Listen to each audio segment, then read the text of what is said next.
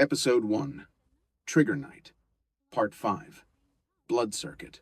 Rain carved silver scars down the city's concrete skin as Scarlett moved through the hollow arteries beneath the skyline, her coat soaked through with storm water and something darker, a slow anger that did not sleep. The chip in her pocket pulsed faint and steady, an electronic heartbeat that belonged to Carter now, a cold piece of truth she carried like a blade against the corrupt throat of the city. District 13 was a dead zone on most maps, an industrial graveyard where the lights died and only private armies still kept watch under neon ghosts, and Scarlett's route threaded through drainage tunnels and maintenance corridors, whose shadows remembered the bootprints of men who sold out their badges for cash and a clean conscience. The maintenance shaft smelled of rust and old oil, and each footstep echoed like a verdict. She moved with the kind of economy trained into soldiers and survivors, her palms steady on weapon grips and the soft weight of the drive a promise against her ribs. 3 clicks announced the presence of motion ahead, a drone's whir, the red glow of sensors like insect eyes. She fired once into the dome, a silenced crack, and sparks sizzled down the concrete. The drone tumbled, metal and plastic kissing the floor in a slow, final drop. Echo 9 were waiting farther on, black-clad and disciplined, their visors reflecting her silhouette like a prelude to violence. When they opened fire, the corridor turned into thunder, rounds striking metal with ringing songs and sparks that painted her face in transient constellations of light. Scarlett moved low and clean, 2 decisive shots, finding helmets with a surgeon's economy. Another movement and a knife found a throat. Execution with no fanfare, the kind of killing that read like punctuation in a sentence of war. Blood and steam fogged the pipes as she took a tag from a fallen man and pocketed proof that a private army now wore uniforms with no allegiance to law. The radio in his vest spat static, and one phrase she already knew like a lit fuse: containment, lockdown. Captain en route. Rowan knew she'd been found. Beyond a massive vault door, the server room waited like a cathedral of light and humming metal, server racks standing in rows like altars. Scarlett planted charges where the access panel screamed, "Denied." And when the breach detonated, the world flooded with smoke and heat, revealing towers of glass and blinking LEDs that revealed everything men hoped to hide inside coded prayer. A second line of defense meant men in full kit, flamethrowers ready to render the room into an instrument of flame. And the firefight turned sacred floor to hell as sparks became stars and the flamethrower blossomed orange and cruel. Scarlett used tactics as poetry, a rod hurled into a gas tank, an explosion that consumed a hunter with his own fire. The aftermath smelled of burnt fabric and the bitter tang of failure. When the smoke cleared, she found the core, pulled the blood circuit chip from its casing, and slid it into her wrist drive like inserting a key into the city's chest. Codes unrolled across the terminal, encrypted paths, transfer logs, and the one phrase she had been carved toward like a compass needle: VANCETECH Industries. With a subscript that read as accusation, authorized by Director Vance. The lights hiccuped, and a voice folded through the air like a cold wind, familiar and tired of its own lies. "You should have stayed out of this, Scarlett." Captain Rowan emerged from the technician's glow, helmet under his arm, rifle like a history of violence slung low, the scar down his face making his smile a jagged thing. They had once worn the same uniforms and planned the same coffee breaks. Now he carried betrayal like armor. He said the words formal soldiers always used when justifying murder. Orders required it. She replied with something closer to proof: Carter never took orders to kill his own. Rowan said the truth she fought to slash. He was an engineer who built tools for them, and his sacrifice bought cover and efficiency for the whole operation. The sentence landed like a stone dropped in a still pond. The ripples were accusations that stretched into every file the chip now exposed. Scarlett let his words wash over her, and then she moved. Gunfire ripped through the server aisles as both of them answered the city's percussion, boots slamming across metal grates, a ballet of speed and impact where every strike could become a grave. Scarlett's movements were not pretty so much as lethal and precise, a study in economy that turned rage into function. She used a desk as a pivot, a file cabinet as a sling, and her hands found weakness in armor and bone. Rowan was method in motion, a man practiced at denying mercy. He knocked a rifle free with a sweeping blow, then used the butt of his weapon like a hammer. Scarlett countered with a knee thrust and a twist, the kind of dirty hand-to-hand scraps fought in places where civility dies.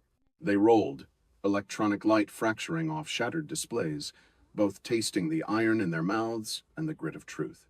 She clipped his shoulder through a reflection in a coolant pipe, then dove as he staggered a stun device.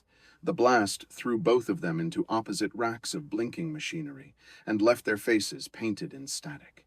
Scarlett found breath and blood and returned the favor with a grip on his collar and a punch that scraped his cheek. When the melee tore through server racks and spilled into a maintenance hatch, the world fell vertical and they landed in the old metro tunnels, water fountaining around them and the echo of the city's underbelly swallowing their grunts. The chip tumbled from her pocket and skittered into the dark like a stone seeking a current. Both of them lunged for it as if the object were the last heartbeat left on the planet. They wrestled over the cold metal on the concrete, fists catching teeth, knuckles cracking, and it was a contest of arrogance versus grief. He argued that stability required blood and sacrifice. She argued that sacrifice bought them venality dressed as security.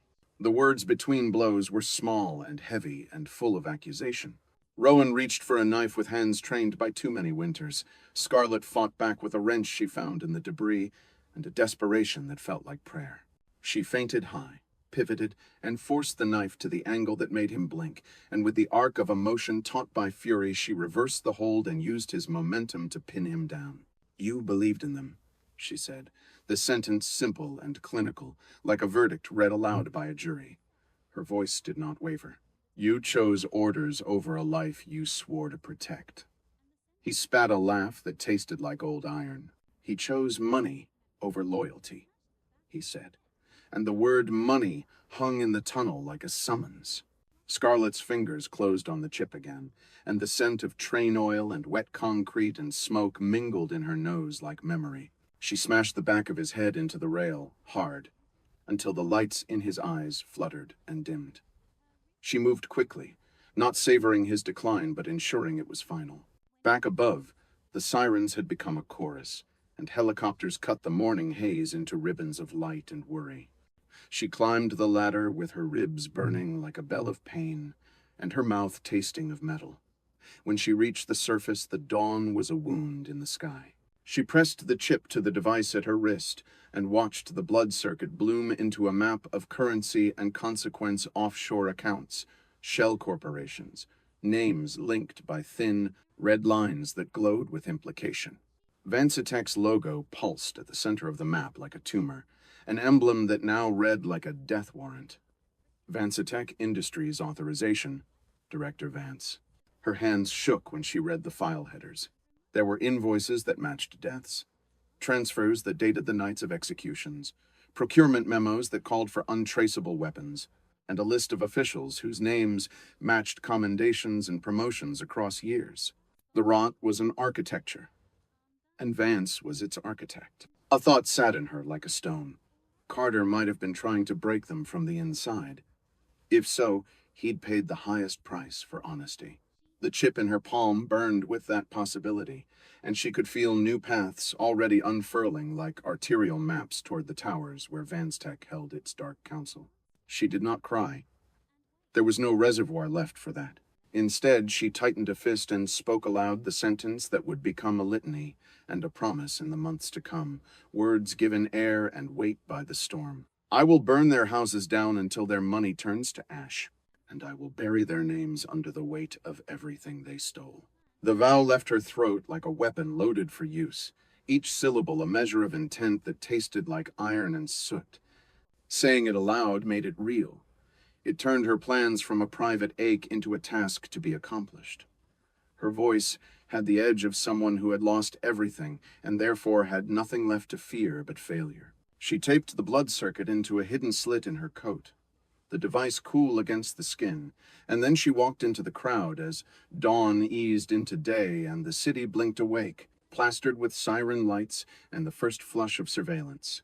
People moved like careless debris. unaware their lives were stitched into files and ledgers that men in towers manipulated. Her gait was careful and slow and deliberate, like a hunter walking through territory that once felt like home. Above, the VANCETECH towers loomed like teeth, glass reflecting the morning light and the chaos beneath. She pictured them as fortresses that would burn at precise places, not with pyres but with exposure, with leaked ledgers and broadcast confessions, and the quiet legal unmaking of empires built on blood. Her hand hovered over the scar on her shoulder where Rowan had struck her, feeling the tender skin and the memory beneath it. And she thought of Carter's last look, the way his eyes had begged her to trust him even when trust had been folly. She had trusted once, and it had cost them everything. Now she would act differently. She would trust evidence, iron, and her own willingness to pay the price. A phone vibrated in her pocket, an unknown number with a voicemail timestamp embedded in the file system, but she ignored it, walking on through the market like a ghost who knew too much and feared nothing.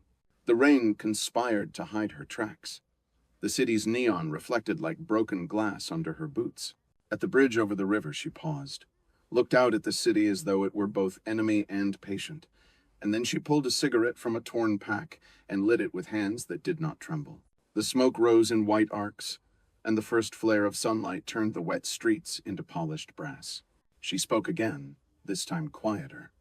A vow folded inward where no one else could hear it but the air, and whatever listener gods the city might have. I will not stop until Vance is no longer a man but a name on a list that no one respects. I will not stop until every transaction is public desecration, until every ally becomes an enemy. The cigarette burned down to a nub. She crushed it under her heel, like a verdict passing judgment on the quiet. Her phone buzzed again, insistent now, and she checked the message coordinates and a 3-word note. Primary target, VANCETECH lobby. She smiled then, small and hard. The kind of smile that had no mirth but kept the face from cracking under sorrow. She walked, shoulders set, coat snapping in the wind like a banner, a soldier returning to the long fight.